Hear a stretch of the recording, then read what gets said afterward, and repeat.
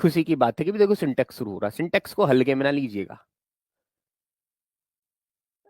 पहले तो पूछते थे गुरुजी आप कैसे हैं, आप पूछ रहे गुरुजी आंख कैसी है। हाँ भैया, क्या बताऊं तो मैं अभी मैं मजबूर हूँ बहुत ज्यादा। ना तो मैं बहुत, हाँ मैं बहुत ज्यादा नहीं देख पा रहा हूँ, एक ही आंख से देख पा रहा हूँ। बल्कि मैं तो ये कह रहा हूँ सबसे कि मैं सबको एक ही नजर से देखता हूँ। मतलब कहने का ये है कि मुझे जो है ना, ना कोई ऊंच नीच, ना जात, न धर्म, न रंग, न रौनक, न अमीर न गरीब, मैं सबको एक आंख से देखता हूँ। मतलब इक्वालिटी की भावना मेरे अंदर है, ऐसा मुझे महसूस हो रहा है क्योंकि एक ही आंख से मैं देख रहा हूँ। है ना, तो ऐसी सेंटेंस बन सकते हैं इससे। चलो, तो आज हम पढ़ेंगे सिंटैक्स, सिन और टैक्स। चलो जी भैया, सिंटैक्स पढ़ते हैं। मुझे पता है ये आपने अपनी क्लास में जो है पढ़े होंगे, ऐसा नहीं है, पढ़ाए तो होंगे। कितने दिन में खत्म हो गए थे सिंटैक्स, कोई बताएगा अगर किसी के यहाँ सिंटैक्स चले हैं तो आपके प्रिय गुरुजी ने कितने दिन में सिंटैक्स खत्म कर दिए थे, है ना, डेज बताइए। नहीं पढ़े हैं तो बहुत अच्छी बात है। कितने दिन में खत्म कर देते सिंटैक्स? शाबाश, बताओ मुझे, फिर मैं बताऊं इनका कलेशबाजी क्या है इनकी।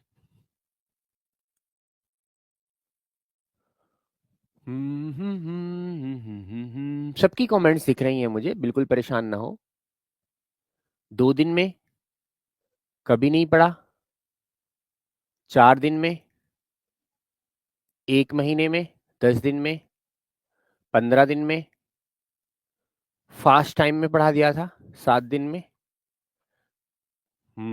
लगभग लगभग। बेटा सिंटेक्स जो हमारा ग्रामर का पार्ट है, ये हमारा असल में 4 नंबर का आता है बेटा। 4 नंबर का ग्रामर में से आएगा सिंटेक्स, 4 नंबर पक्के से। अगर ये वाला टॉपिक नहीं किया तो समझो आपके 96 ही मार्क्स रह गए, 4 कट गए। ये पढ़ेगी जो 4 नंबर के लिए, हम तो नहीं पढ़ रहे। असल में ये बड़ा टॉपिक है, मैं मानता हूं, वास्ट है, ये वास्ट टॉपिक है। लेकिन पढ़ें क्यों, है ना, क्यों पढ़े, वाई? क्या हम 4 नंबर के लिए पढ़े? नहीं। फिर क्यों पढ़े? बेटा इसके अंदर पूरा का पूरा पार्ट ऑफ स्पीच है भाई साहब, ये है कलेस। और पार्ट ऑफ स्पीच से मतलब है कि अगर पार्ट ऑफ स्पीच आपने पढ़े हैं तो बेटा हाफ ग्रामर आपकी हो गई।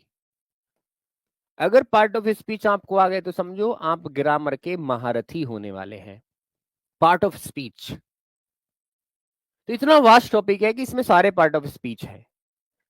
अब जब ये टॉपिक आया तो इसका ये मतलब तो है नहीं कि मैं एक दिन में 10 5 एक दिन में 1 2 दिन में करा के भगा दूं, ना बेटा ना, मेरे बस की ना हो पाएगा। मुझे इसको बड़ी डिटेल में पढ़ाना है क्योंकि ये पार्ट ऑफ स्पीच है। और पार्ट ऑफ स्पीच में क्या आता है, पहले मैं सिंटेक्स का बता दूं। सिंटेक्स मेरे गुड्डे गुड़ियाओं, सिंटेक्स का मतलब होता है वाक्य रचना। वाक्य रचना, वाक्य रचना इसका नाम है। या मैं ये भी कह सकता हूं वाक्य शुद्धिकरण, वाक्य शुद्ध करना, वाक्य शुद्ध करना भी इसे कह सकते हैं। सेंटेंस करेक्शन कह सकता हूं इंग्लिश में मैं कहूं तो, सेंटेंस को करेक्ट करना, सेंटेंस करेक्शन भी इसका नाम हो सकता है। सब्जेक्ट वर्ब एग्रीमेंट भी हम इसको कह सकते हैं। तो इसका मतलब तो ये हुआ, हाँ बिल्कुल पवन जी बिल्कुल। सिंटेक्स में, अब देखिए एक सेंटेंस देखिए, मैं तुम्हें एक सेंटेंस दिखाता हूं। टीचर राम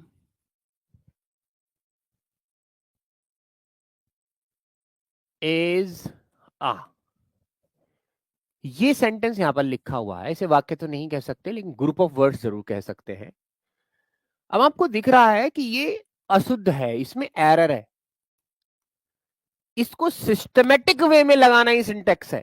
इसलिए मैंने बोला वाक्य रचना, वाक्य शुद्धिकरण।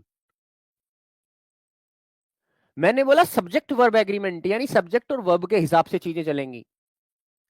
मैंने बोला सेंटेंस करेक्शन, इस सेंटेंस को सही अगर मैं करूं, मैंने बोला टीचर राम इज आ, तो ये सही नहीं है।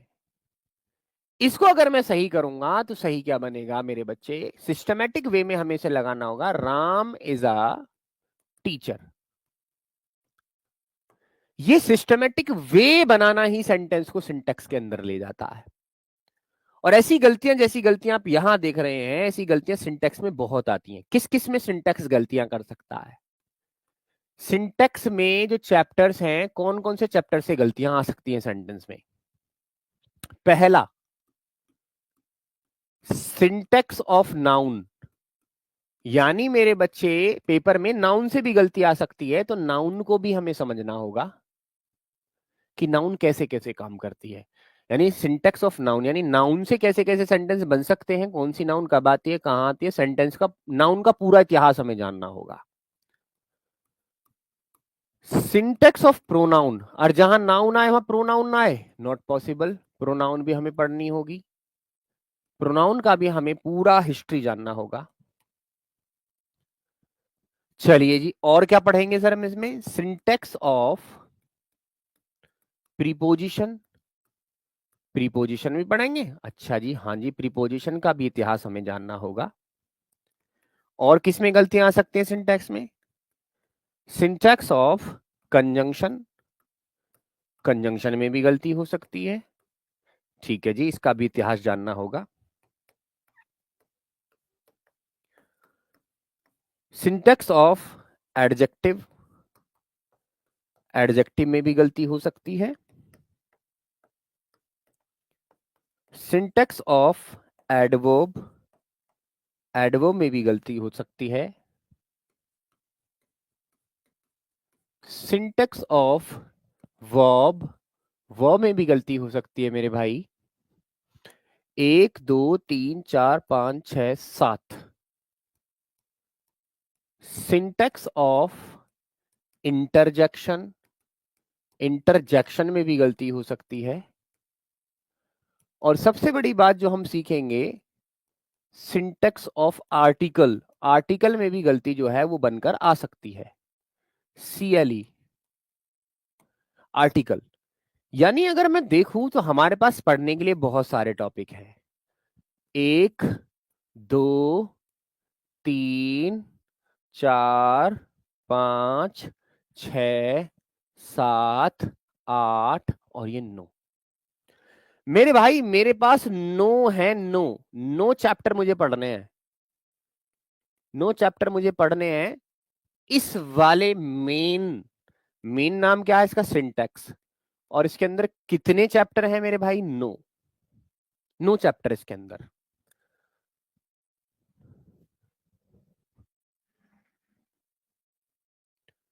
हाँ, एक प्रीपोजिशन लिख तो दी एरी ना। Noun, pronoun, preposition, conjunction, adjective, adverb, verb, interjection. यानी सारा तो पार्ट ऑफ स्पीच है। पार्ट ऑफ स्पीच में सिर्फ ये वाला हिस्सा नहीं आता, आर्टिकल। ये सारे पार्ट ऑफ स्पीच हैं, सिर्फ ये वाला हिस्सा नहीं आता इसमें। लेकिन हमें सिंटेक्स में ये भी पढ़ना होगा। पार्ट ऑफ स्पीच तो पढ़ना ही पढ़ना है, प्लस आर्टिकल भी पढ़ रहे हैं। ये है हमारा काम सिंटेक्स का। तो अगर मैं एक मैक्सिमम सा लेके चल रहा हूं, है ना। अगर मैं एक टॉपिक में 2 दिन भी लेता हूं, तो मेरे भाई अगर 9 टॉपिक पढ़ रहे हैं तो 9 दूनी 18। कम से कम 15 दिन तो लगेंगे ही लगेंगे सिंटेक्स में। इतना बड़ा टॉपिक है। 15 दिन तो कम से कम लगेंगे ही लगेंगे इसमें। ठीक है मेरे भाई, 15 दिन तो कम से कम बढ़ेंगे। क्योंकि हमें कैसे पढ़ना है? डिटेल्स पढ़ना है। क्यों?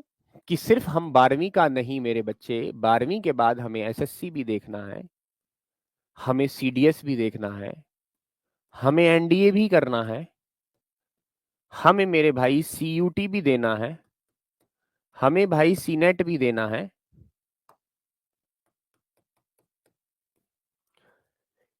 तो हम क्यों ना पूरी प्रॉपर ग्रामर पढ़े? पढ़ तो जब भी रहे, क्योंकि पेपर में आएगा। तो पेपर में आएगा तो हम क्यों ना मेरे बच्चे ऐसे लेवल की तैयारी करें ताकि हमारी सारी तैयारियां हो जाएं। तो क्या तुम्हें सिंटेक्स समझ में आ गया? मैंने क्या क्या बताया आपको कि सिंटेक्स क्या है, कैसे काम करता है, कौन कौन से टॉपिक्स इसमें हैं। पार्ट ऑफ स्पीच क्या है? ये रे सारे पार्ट ऑफ स्पीच, सिर्फ आर्टिकल नहीं है। 9 चैप्टर इसमें हैं। कितने दिन के आसपास इसमें लगने वाले हैं? चलो बताओ एक बार हर्ट वाली इमोजी भेजकर मुझे बताइए कि सर हाँ, बात हमें पता लग गई, बात हमें पता लग गई। तो फिर मैं पहला टॉपिक शुरू करूं। ऐसे काम करना होगा सिंटेक्स पर। तुम्हारी ग्रामर में दो ही मेरे बच्चे टॉपिक हैं जो बड़े हैं, एक तो सिंटेक्स और दूसरा सिंथेसिस। सिंथेसिस इतने नंबर का नहीं आता, लेकिन सीखना तो है। लेकिन मेरे बच्चे सिंटेक्स 4 नंबर का जरूर तुम्हें दिखाई देगा। के समझे? के समझे बेटा? के समझे? हाँ, के समझे। आंखों में दर्द हो रहा है इसे करने बहुत। अब अच्छा लग रहा हूं मैं। अब मैं चलता हूं आगे। देखो पहला टॉपिक शुरू कर रहा हूं, सिंटेक्स ऑफ नाउन। ठीक है भाई। नाउन क्या होती है हमें पता होना चाहिए। नाउन क्या है आपको पता होना चाहिए। Noun is a name of a person. बहुत डिटेल में पढ़ेंगे। पर्सन, प्लेस और थिंग। किसी इंसान का नाम, व्यक्ति का नाम, जगह का नाम या फिर चीज का नाम को हम क्या कहते हैं? नाउन कहते हैं। यानी ऑल इन ऑल मैं ये कह सकता हूं, इस दुनिया में जितने भी नाम हैं वो नाउन है। बोले बात तो सही है। मैंने कहा सांप, नाउन है। मैंने कहा मोहन, नाउन है। मैंने कहा मैंने कहा क्या, रायबरेली, नाउन है। मैंने कहा मेरे बच्चे आगरा, नाउन है। क्या समझे मेरे भाई? तो noun is a name of a person, place और थिंग। ये नेमिंग वर्ड है, ऐसा भी कह सकते हैं हम। Noun is a naming word. बहुत सही। अब नाउन के कुछ नियम हैं। ऐसा नहीं कि नाउन को हम बहुत आसानी से ले लें। नाउन में हमारे पास सबसे पहला नियम लगता है कि घर खीर तो बाहर खीर। मतलब इसके कहने का यह है नियम का कि अगर हमारे घर में सिंगुलर बना है तो बाहर भी सिंगुलर ही बनेगा। अगर हमारे घर में प्लूरल बना है तो बाहर भी प्लूरल ही बनेगा। एक नियम तो यह काम करता है कि जैसे तुम हो ऐसा ही बाहर वाला है, अपने आपे से सब है। अगर हमारा सब्जेक्ट, चाहे वो नाउन हो चाहे वो प्रोनाउन हो, इससे फर्क नहीं पड़ता, अगर वो सिंगुलर है तो उसके साथ आने वाली हेल्पिंग वर्ब और मेन वर्ब भी सिंगुलर ही होगी। अगर वो प्लूरल है तो आने वाली नाउन, आने वाली हेल्पिंग वर्ब और मेन वर्ब भी प्लूरल ही होगी। मैं ये कहने की कोशिश कर रहा हूं।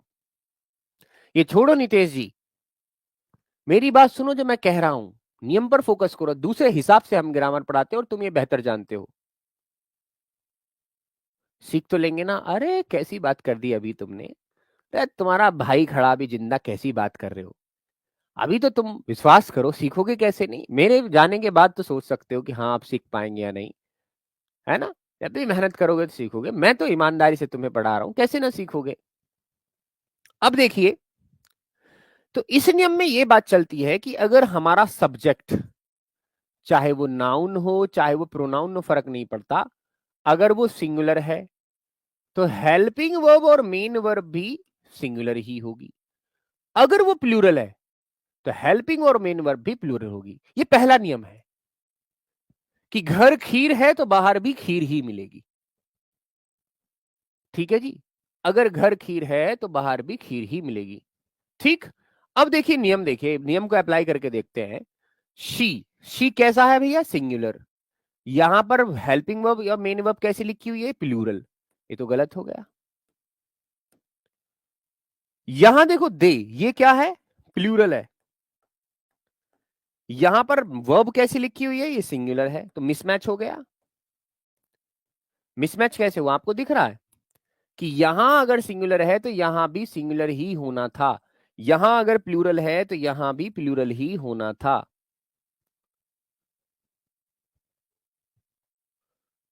ये है मेरे भाई। वॉइस नहीं आ रही होगी, कैसी बात कर रहे हो, डरा देते हो तुम मुझे। शाबाश। आर्टिकल और लेटर कब कराओगे? बहुत जल्दी कराने वाले बेटा हम, टेंशन की क्या बात है, बहुत जल्दी। ऐसे यूं दिवाली स्पेशल में करा देंगे। लो और बताओ, दिवाली स्पेशल में काहे की टेंशन ली? अरे भैया, हस्बैंड ना होता वो हैंडसम होवे। एक बच्चा कह रहा है कि सर आप हस्बैंड लग रहे हो। ओ भैया, हस्बैंड ना है वो है, हैंडसम होवे मेरे भाई। अच्छा, एक बात का हमेशा टेंशन रहती है हमें, बच्चों को जो टेंशन रहती है वो पता क्या है, मेन चीज वो क्या है, वो ये नहीं समझ पाते कि वर्ब कब सिंगुलर है और कब प्लूरल है। ये मेरी बात बहुत अच्छी है, इस पर एग्री करो कि सर हाँ, हमें यही नहीं पता चल जाता कि वर्ब कैसे पता लगा दे दो कि मैं सिंगुलर है, पैसे के पास कैसे पता लगा देते प्लूरल है। मैं बताता हूं तुम्हें, सुनो मेरी बात। जब हमारे पास कोई नाउन होती है, तो नाउन में अगर हम एस, ई एस या आई एस लगा दें तो वो प्लूरल बन जाती है। लेकिन ये नियम सिर्फ नाउन में लागू होता है। अगर इसी नियम को मैं वर्ब में लगा दूं, इसी नियम को मैं वर्ब में लगा दूं, यानी एस, ई एस और आई एस अगर मैं वर्ब में जोड़ दूं, तो वर्ब कैसी हो जाएगी? सिंगुलर हो जाएगी। अरे वाह सर, ये बहुत गहरी बात बताई आपने। इस बात को अगर तुम समझ गए तो बहुत कुछ सीख गए कि नाउन में एस या इस लगने से वो प्लूरल बन जाती है और वर्ब में एस या इस लगने से वो सिंगुलर बन जाती है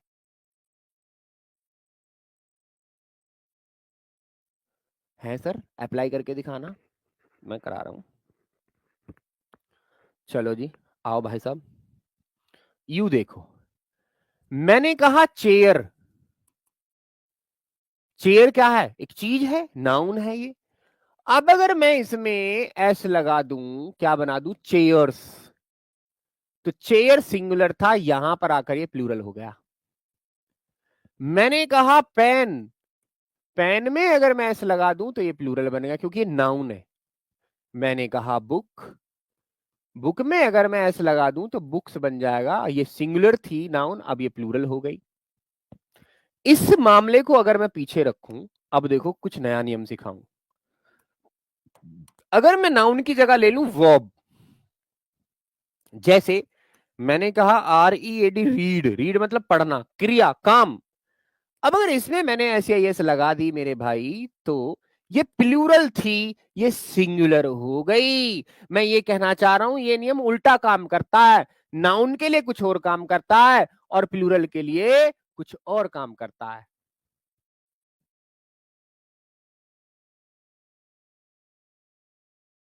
ये दो हैं, अलग अलग चीजें हैं ये। एक नाउन अलग होती है, वर्ब अलग होती है। अब देखो, मैंने यहां लिख दिया, मैंने यहां पर लिख दिया मेरे भाई, क्या लिख दिया? लर्न।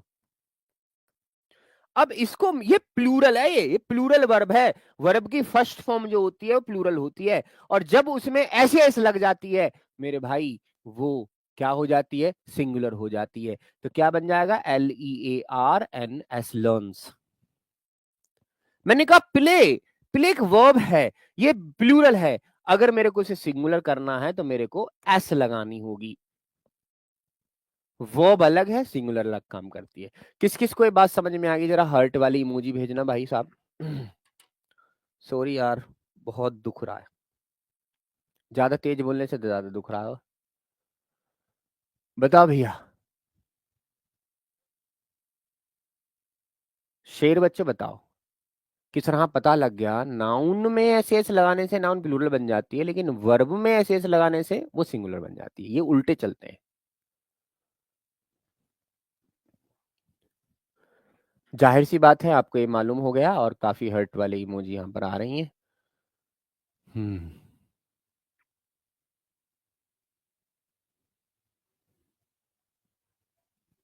ठीक है।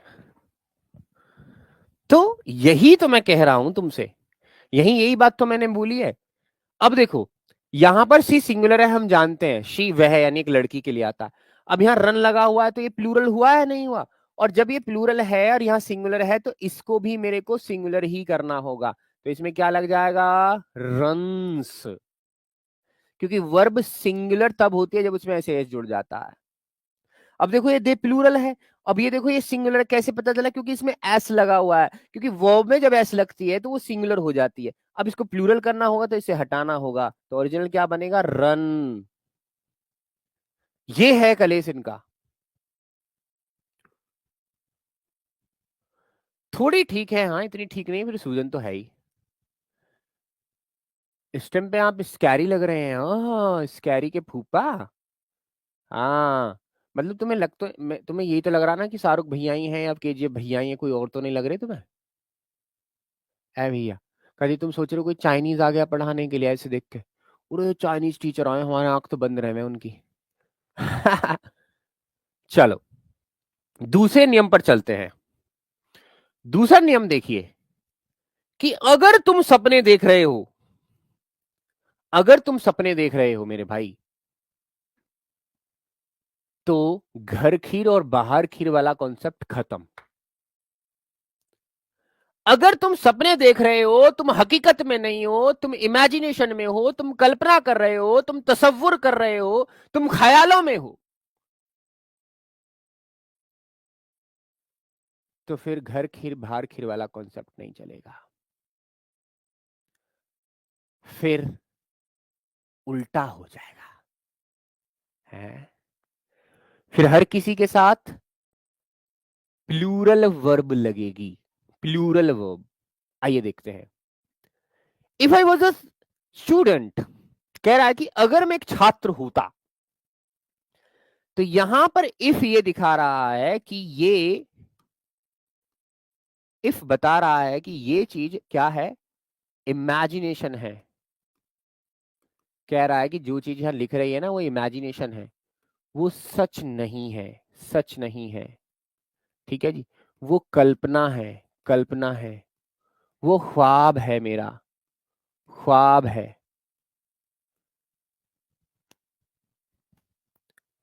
वो हकीकत नहीं है। कि इफ का मतलब होता है यदि या अगर,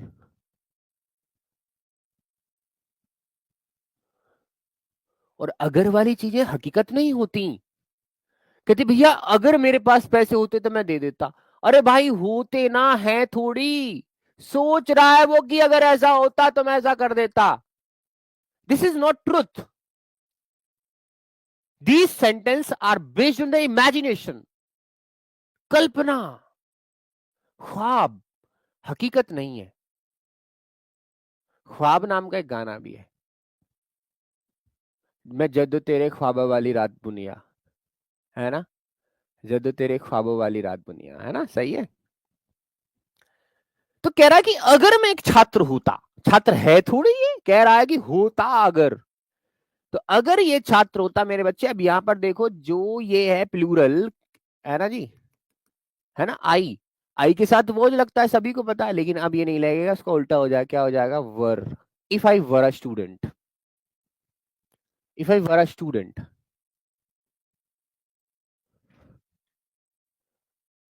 Prince Yadav ji thank you बेटा इस प्यार के लिए। आई वर्क, अब उल्टा हो जाता है ना, आई के साथ लगना था तो सिंगुलर, लेकिन लगेगा प्लूरल, क्योंकि ये बात हकीकत नहीं है। अब दो सेंटेंस देखिए। आई वॉज अ स्टूडेंट, मैं एक छात्र था, ये सेंटेंस हकीकत है, कैसे पता चला, क्योंकि रूल सही लग रहे हैं।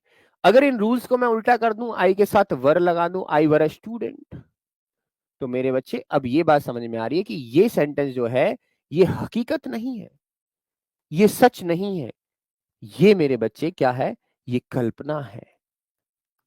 ये फर्क है आई के साथ वॉज में और आई के साथ वर में।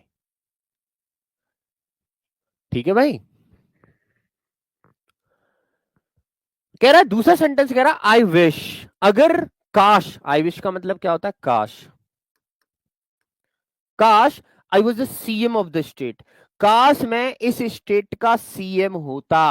अरे भाई काश कह रहा है, वो हकीकत नहीं है, कह रहा है कि काश मैं होता, तो क्या होगा, नियम उल्टा हो जाएगा। I were the CM of the state, I wish I were the CM of the state. बहुत सही। अब एक सेंटेंस तुम्हारे लिए हो लड़कों लड़कियों, देखो क्या है वो सेंटेंस। ये है, मैं कह रहा हूं, शी स्कोल्डेड मी, उसने मुझे डांटा, एज इफ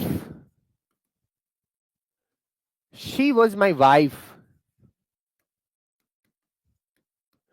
उसने मुझे डांटा जैसे वो मेरी बीवी हो, जैसे वो मेरी पत्नी हो। उसने मुझे ऐसे डांटा जैसे मेरी वो पत्नी हो। तुम नहीं कहते? ऐसे लड़ रहा जैसे, जैसे शक्तिमान हो, ऐसे बोल रहा जैसे तू मेरा फूफा हो। ना समझे बात को? तो यहां भी सेंटेंस वही है कि ऐसे डांटा उसने मुझे जैसे कि वो मेरी पत्नी हो। तो क्या वो हकीकत में तुम्हारी पत्नी है, या कुछ कल्पना पर आधारित यहां चल रहा है? तो क्या गलती है? गलती साफ साफ दिख रही है। शी वॉज माई वाइफ, वो हकीकत में तुम्हारी पत्नी नहीं है, तुम मान रहे हो ऐसा। तो क्या होगा? वर लगेगा। She were my wife. हाँ। अब इसमें हमें कौन कौन सी बातें हैं सर जो पता लगेंगी कि चीजें इमेजिनेशन में चल रही हैं? तो हकीकत में तो जो है वो है, लेकिन सपनों के लिए अगर सेंटेंस में इफ लगा है, सेंटेंस में आई विश लगा है, सेंटेंस में एज इफ लगा है ना जी, ये चीजें बताती हैं कि अब सेंटेंस हकीकत नहीं है। हकीकत नहीं है। अगर ये वर्ड जुड़े हैं, इफ लगा है, आई विश लगा है, एज इफ लगा है, एज दो लगा है। थैंक यू सुमित चौधरी भाई। मेरी एक आंख तो बंद है, लेकिन मैं देख तो पा रहा हूं तुम्हें। मैं देख लूंगा तुम्हें भाई। अब मुझे हर्ट वाली इमोजी भेजकर बताइए कि सर बात समझ में आ गई कि सपने देखने के लिए वर क्यों लगता है। अब आइए बात समझ में मुझे, चलो बताओ हर्ट वाली इमोजी भेजकर सभी बच्चे संज्ञान दे इस बात पर कि सर हाँ बात समझ में आ गई सर।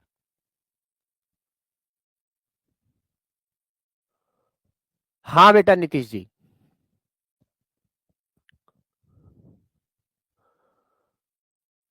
ऐसे में कोई रिश्ता वाला आ जाए, बोले जी हम ना कर रहे, लड़का जो हो ना चाइनीज सा लगे, एक तरफ से इंडियन लगे, एक तरफ से चाइनीज लगे, भाग जाएंगे देख क्या। ऐसे मान तुरंत ही चलो लड़का देखने चल रहे हैं, और जी कहेंगे चश्मा उतारिए जरा। हम्म। तो चाय भी ना पियेंगे, भाग जाएंगे। सही है। बहुत सही मेरे भाई।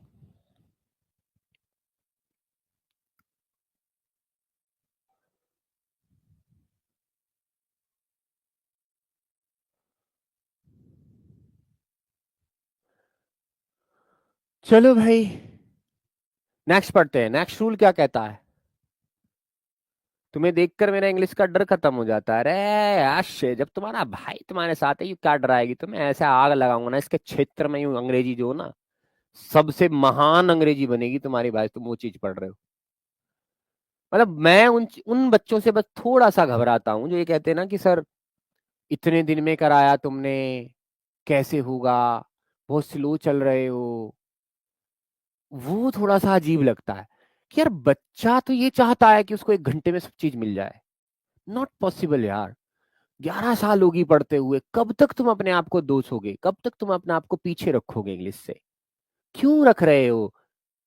ये भाषा हम सीख सकते हैं, हमारे अंदर ताकत है इसे सीखने की। क्या है ये भाषा? जल्दबाजी में चीजें खराब होती हैं। वो बच्चे अपने आप से दिल से पूछ के देखें कि क्या तू 11 साल से अंग्रेजी पढ़ रहा था तब आ गई तेरे को? अब गुरुजी पढ़ा रहे हैं तो पढ़ा नहीं जा रहा सुकून से।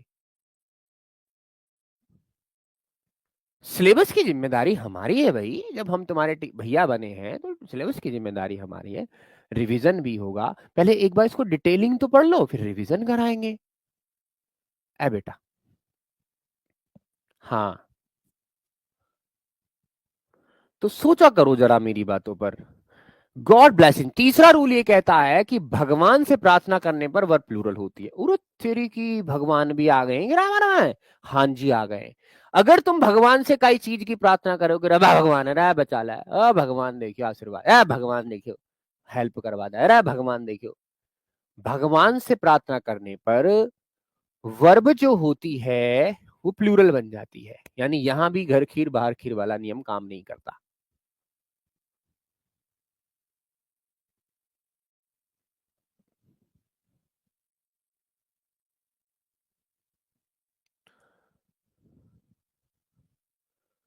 वर्ब भगवान से जब देखो, गॉड ब्लेसेस मी, इसकी हिंदी क्या है? भगवान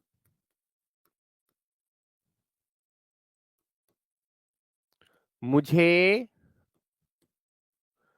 आशीर्वाद दो। भगवान मुझे आशीर्वाद दो। इसकी सेंटेंस की हिंदी ये है। इस वाक्य में देखो क्या चल रहा है। भगवान से प्रार्थना चल रही है आशीर्वाद की, कि भगवान मुझे आशीर्वाद है, भगवान ब्लेस मी, है गॉड ब्लेस मी।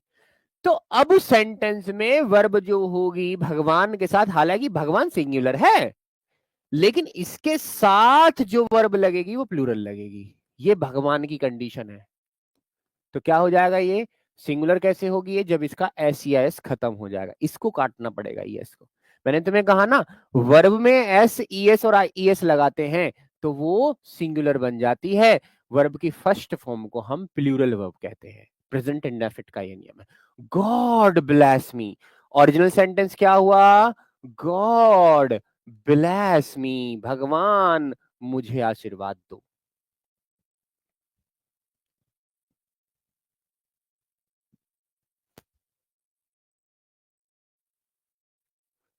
ये सिंगुलर है, इसके साथ प्लूरल बनेगा ना। भगवान से प्रार्थना करने पर वर्ब प्लूरल होती है।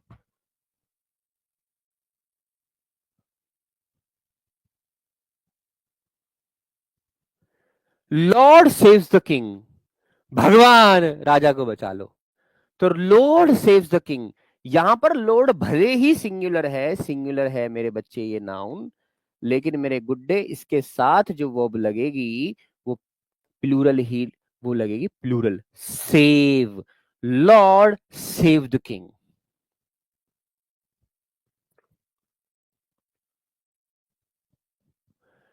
सर स्कूल में सम्मानित किया गया आज हमको, अधिक अंक मिलने के लिए आभार आरडब्ल्यू को जाता है सर जी।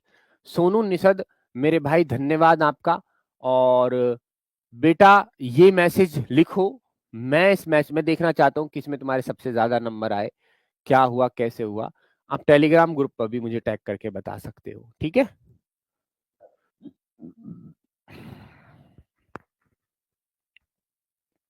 अरे किसने कह दिया गॉड प्लूरल होता है भाई? किसने कह दिया तुमसे? हैं? किसने कह दिया भाई? तुम क्या कह रहे हो गॉड प्लूरल होता है? गॉड तो सिंगुलर ही होता है।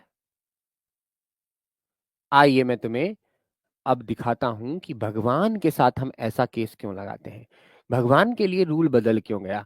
आइए इसके पीछे का राज जानते हैं। क्या तुम राज जानना चाहते हो?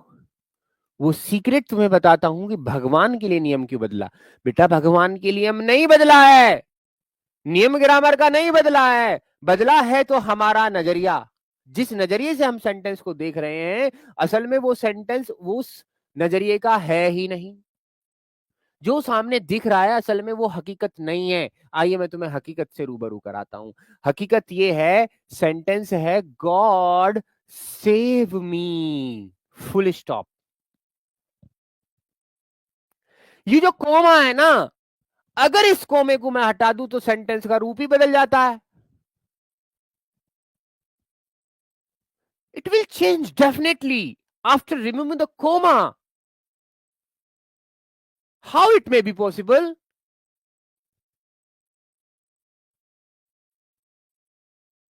मैं बताता हूं कैसे ऐसा हुआ। जब ये गॉड के बाद कोमा लगा हुआ तो this sentence belongs to imperative sentence. Imperative, save me, मुझे बचाओ।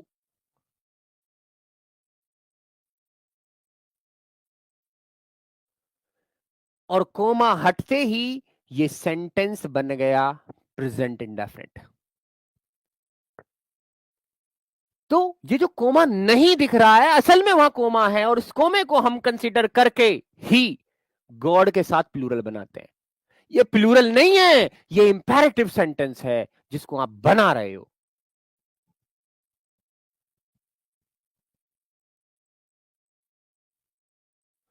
जैसे दूसरा था, लॉर्ड कोमा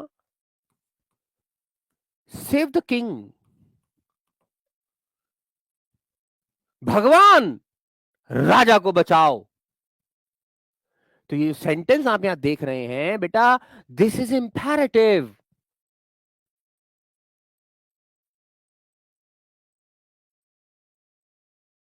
ये इंपेरेटिव सेंटेंस है, ये लॉर्ड अलग है, ये सेंटेंस का पार्ट नहीं है। लेकिन जिस वक्त ये कोमा यहां खत्म हो जाता है तो एक नियम बन जाता है कि लॉर्ड के साथ आप प्लूरल बनाएंगे। अरे प्लूरल तो वो होना ही था क्योंकि कोमा ही तो हटा है।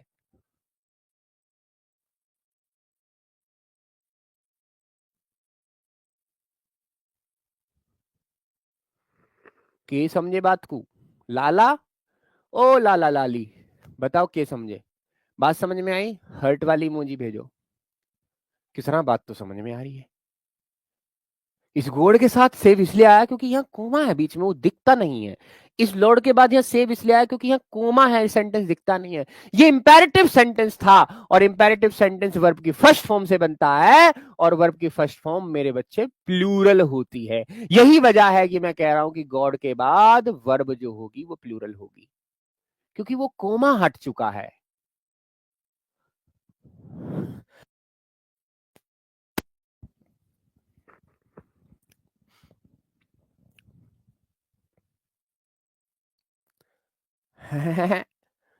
टू अब एक नया कलेश करते हैं तुम्हारी जान को। चलो, नया कलेश ये है, विच sentence is correct? God bless मी और God blesses me? Which sentence is correct according to you? First or second? A or B? Tell me the right. God bless me or God blesses me? Which is correct according to you? The rules. The rules I told you. The rules you knew. According to that, apply your mind. Which is correct? God bless me or God blesses me? रा घूम गए रे बालको, मेरे बालक घूम गए। गलती देखो यही तो होती है। गलती की समस्या का समाधान ये है कि सेंटेंस ये भी सही है, सेंटेंस ये भी सही है सर क्या कह रहे हो तुम? पागल हो गए दिख रहे हो। कभी तो तुम पहला बताओ कि पहला सही कर तुम। बेटा दोनों ही सही हैं, लेकिन ऊपर वाले सेंटेंस में क्या है? इसमें बेटा प्रार्थना दिख रही है, प्रार्थना। और ये वाले सेंटेंस में क्या है? इस सेंटेंस में मेरे बच्चे, इस सेंटेंस में स्टेटमेंट दिख रही है, कथन दिख रहा है। अब तुम बताओ कैसे? इसमें कथन है, इसमें बात बताई गई है, और उसमें मेरे बच्चे प्रार्थना की गई है, बात बताई गई है, और इसमें मेरे भाई कथन बताया गया है, बात बताई गई है। दोनों सही हैं। फर्क है प्रार्थना का। मैंने कहा जब गॉड से तुम प्रार्थना करोगे तब वर्ब प्लूरल लगेगी। मैंने ये नहीं कहा कि स्टेटमेंट लगाओगे तब प्लूरल लगेगी। स्टेटमेंट में तो वही रूल रहेगा जो ग्रामर का रूल है।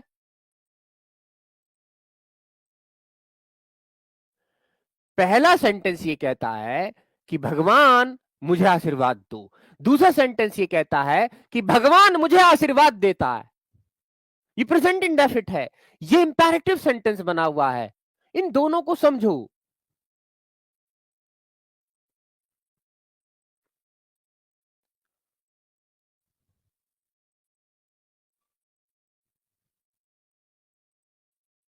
अब आया समझ में बाल को?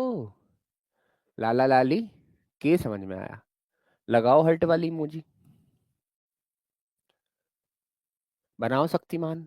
किस तरह? हाँ बहुत गहरी बात थी भाई ये तो, और गजब माहौल बना रहे हो। गॉड ब्लेस मी भी सही है, गॉड ब्लेसेज मी भी सही है। ब्लेस मी इसलिए आया क्योंकि आशीर्वाद दिया, उसने प्रार्थना की। और ब्लेसेज इसलिए आया क्योंकि उसने स्टेटमेंट बताया। मैं अगर तुमसे पूछूंगा कि तुम्हारी मदद कौन करता है, तो तुम यही तो कहोगे जी भगवान हमारी मदद करते हैं। तो उस वक्त में सेंटेंस प्रार्थना थोड़ी कर रहे हो, उस वक्त तो स्टेटमेंट दे रहे हो, तो प्रेजेंट इंडेफिनिट बनेगा। माइंड ब्लोइंग सवाल था ये, बहुत गहराई की बात है। कसम से किसी से पूछोगे फेल हो जाएगा मामला। गॉड ब्लेस मी सही है और गॉड ब्लेसेस मी सही है, फिर तुम बताना दोनों सही है। उस्ताद बताना तुम प्रार्थना के लिए ऊपर वाला सही है, स्टेटमेंट के लिए नीचे वाला सही है। अब तुम खुद जवाब देना। पहला सेंट मैंने तुमसे सवाल पूछा, who saves you, who saves you, question mark, इसका जवाब क्या दोगे तुम? हु सेव्स यू, कौन तुम्हें बचाता है, क्या जवाब चाहिए? पूरा सेंटेंस लिख के बताओ मुझे। हु सेव्स यू, कौन तुम्हें बचाता है, यानी परिस्थिति जब तुम्हारी फंस जाती है तो हु सेव्स यू, कौन बचाता है तुम्हें? मैं तुमसे सवाल कर रहा हूं, तो तुम्हारा जो आंसर होगा, स्टेटमेंट जो होगी, उस स्टेटमेंट को मुझे बताइए।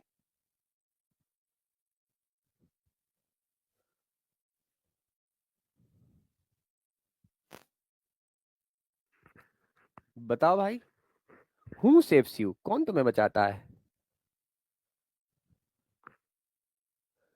तो आंसर पता क्या बनेगा? गॉड सेव्स मी, गॉड सेव्स मी। क्योंकि तुम आंसर दे रहे हो भाई साहब, प्रार्थना थोड़ी कर रहे हो तुम भगवान से। तुम बता रहे हो, ये प्रार्थना नहीं है, ये स्टेटमेंट है, इसका जवाब है ये। कौन तुम्हें बचाता है? गॉड सेव्स मी, भगवान मुझे बचाता है भाई।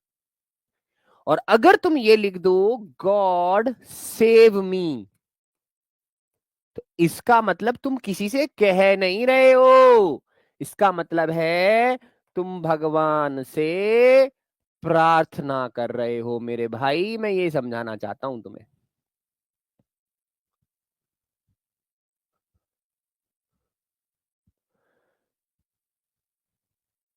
समझे? चलो हंस के दिखाओ, शाबाश, हंस के दिखाओ मेरे शेरों। एक बार सभी बच्चे मुझे हंस के दिखाएं। Sir mother loves me in every situation, आगे ना बात सही, मदर के साथ लव्स क्यों आया?